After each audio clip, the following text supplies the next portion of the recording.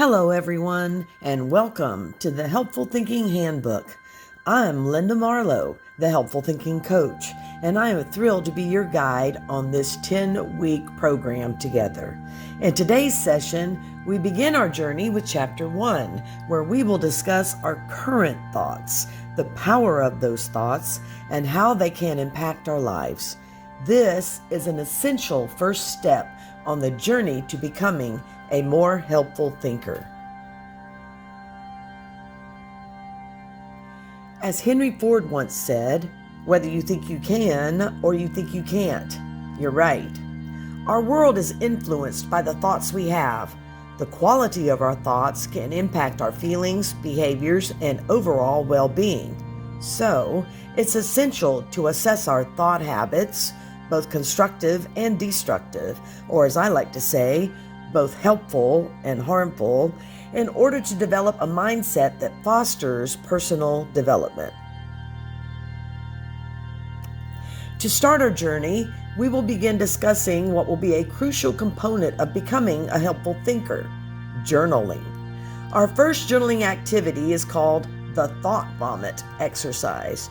Over the next 7 days, take at least 15 minutes each day to write down every self-related thought that you have, including the sneaky, insignificant ones that pass through your mind unnoticed, then later you recall.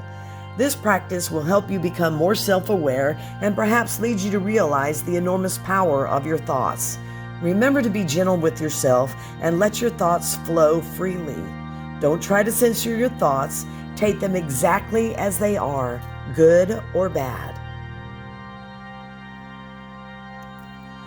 You may realize that you have negative self-talk when you complete the thought vomit practice each day. You are not alone. Negative self-talk can prevent us from reaching our goals. Yet, the good news is that we may combat negative self-talk with positive and productive thoughts. We practice a critical 21st century life skill, self-awareness, by doing so.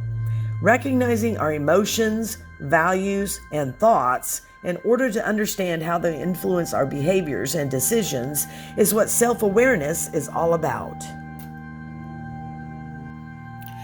It is critical for brain rewiring to challenge negative self-talk and replace it with more helpful thoughts. Negative self-talk can lead to automatic negative thoughts, or ANTs, which can hinder our progress toward our objectives. ANTs can cause negative emotions and limit our ability to solve problems, thereby impacting our mental and emotional well-being. Have you ever been around a person that just naturally chooses to see the negative in any situation? Do you ever feel overwhelmed by a flood of harmful thoughts? We can, with practice and patience, progressively rewire our brain and build new thought patterns that suit us better. Now let's talk a little more about journaling. Journaling is a powerful tool for self-reflection and growth. After each chapter, you will have 7 days for journaling activities. Pick a time each day where you can devote at least 15 minutes to write about the chapter's main goal. These journal exercises promote self-reflection and help us develop our self-awareness, which is a crucial component of social and emotional learning. By reflecting on our thoughts, we can identify patterns that may require attention, such as negative self-talk, and create a plan for growth and development. This is your mission: completion of the Thought Vomit journaling activity and self-assess for reflection and growth.